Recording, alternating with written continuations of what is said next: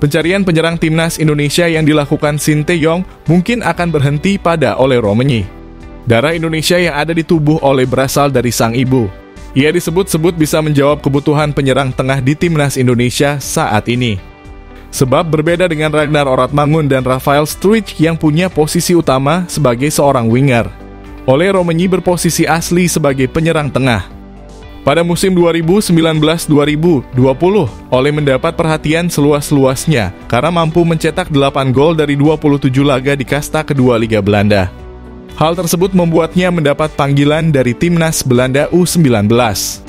Meski begitu, pada bursa transfer Januari 2022 kemarin Oleh Romenyi pindah ke Emmen yang bermain di kasta teratas sepak bola Belanda. Setengah musim bermain di sana, Oleh tampil dalam 12 laga serta mencetak 2 gol di Eredivisie. Menariknya, ia punya satu catatan apik ketika tampil di musim 2022-2023 kemarin. Meskipun pada akhirnya timnya harus terdegradasi, namun Oleh mampu mencetak hat-trick di laga Eredivisie kontra Heerenveen yang ketika itu diperkuat Tom Haye. Dan kini, ia tengah memperkuat FC Utrecht di Eredivisie Belanda.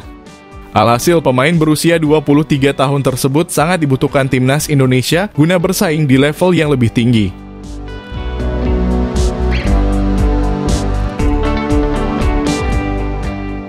Setelah dipastikan bakal ditinggal superstar mereka, yakni Kylian Mbappe ke Real Madrid, Paris Saint-Germain telah menyiapkan sejumlah bintang baru untuk menggantikan posisi Mbappe.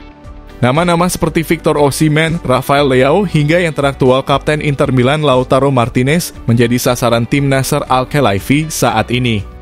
Il Capitano Inter itu tengah menjadi sorotan di berbagai penjuru dunia, mengingat penampilannya di musim ini makin meningkat dengan pesatnya. Hal itu dibuktikan sang bomber dengan mencetak 23 gol plus 5 assist dari 32 laga di semua ajang. Melihat tawaran besar yang bakal datang dari PSG untuk Lautaro Martinez, CEO Inter BP Marotta menegaskan jika Nerazzurri tak perlu khawatir mengenai PSG yang menyasar sang kapten meski mereka telah menyiapkan uang triliunan. Terlebih jika berkaca pada rekan senegaranya yakni Lionel Messi yang mendapat olokan dari fans PSG. Menurut Marotta, PSG tak punya visi mengenai pemain yang diperlukan untuk bersaing di pentas Eropa. Yang terpenting, tak ada orang yang lebih baik dari Lautaro Martinez yang menyadari bahwa sekelas Lionel Messi saja bisa mendapat cemoohan dari pendukung PSG. Dia tahu betul bahwa penonton tidak akan pernah mendukungnya jika dia mengalami masa-masa sulit. Itu yang telah kita lihat berkali-kali selama bertahun-tahun. Dan ia juga tahu bahwa supporter Inter memujanya dan ia bisa meraih kesuksesan di sini bersama Simone Inzaghi. Terang BP Marotta.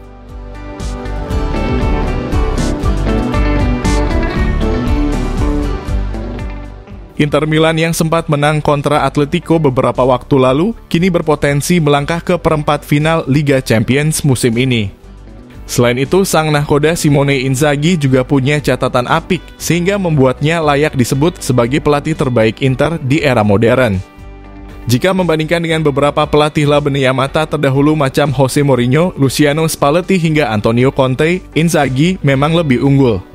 Hal tersebut terlihat di mana mantan pelatih Lazio itu telah memainkan 28 laga di Eropa bersama Inter sampai sejauh ini, di mana ia mampu membukukan 15 kemenangan, 7 kali imbang, sementara 6 laga sisanya berakhir dengan kekalahan. Di sisi lain, catatan Mourinho, Spalletti, dan Conte jika digabungkan maka baru memperoleh 15 kemenangan ketika bersama Inter. Mau memenangi 10 laga, Spalletti 2 kali, dan Conte 3 laga. Catatan tersebut mau tak mau membuat Simone Inzaghi berada di atas angin. Musim ini catatan yang diraih sang iblis Piacenza bisa bertambah mengingat Inter masih akan melakoni leg kedua UCL kontra Atletico di Wanda Metropolitano pada 14 Maret mendatang. Yang terdekat di pentas domestik, Nerazzurri bakal bertandang ke markas Lecce pada 26 Februari nanti sebelum 3 hari kemudian mereka menjamu Atalanta di Giuseppe Meazza.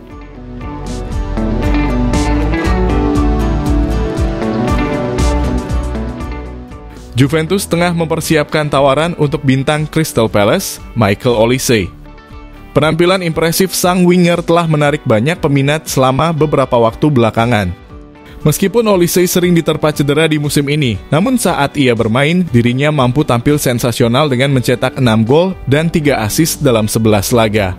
Kendati demikian, pemain asal Prancis itu telah melewatkan sisa musim ini karena masalah hamstring. Menariknya, hal tersebut justru tak menurunkan niat dari Juventus maupun para peminat sang winger untuk menjadikannya target utama di musim panas nanti. Meski begitu, Juventus sepertinya tak akan mampu mengajukan penawaran sebesar rival-rival mereka di Premier League.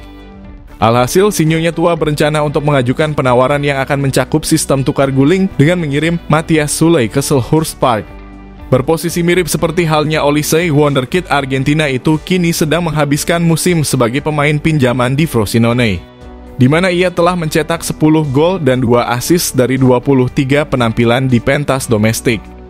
Pemain Argentina berusia 20 tahun ini sebenarnya sangat punya potensi untuk berkembang. Namun masih harus dikaji ulang bagaimana sikap Palace dalam pertukarannya dengan Olise, yang mungkin akan bergantung pada apakah mereka dapat menghindari zona degradasi di musim ini atau tidak.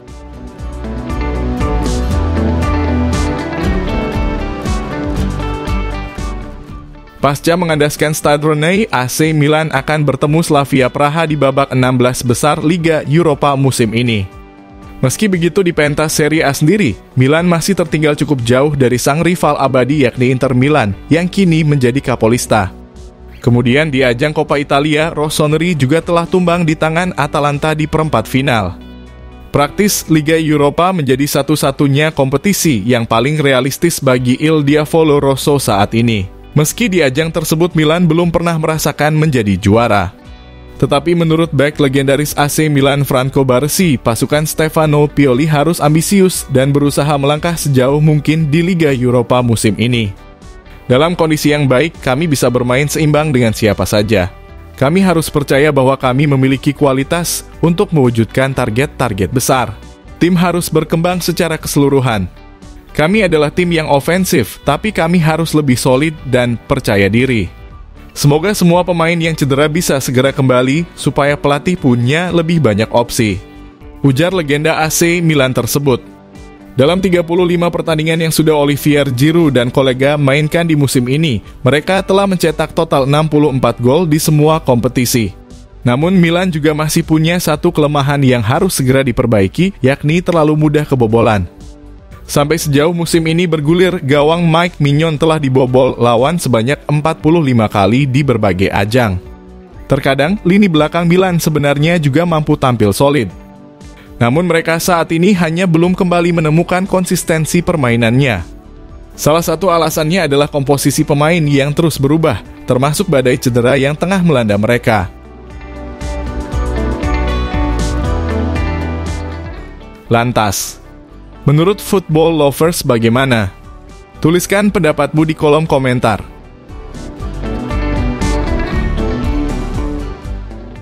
Jika kalian setuju dengan video ini, bisa share ke media sosialmu, agar teman-teman kalian juga tahu. Dan jangan lupa like, komen, dan subscribe channel ini.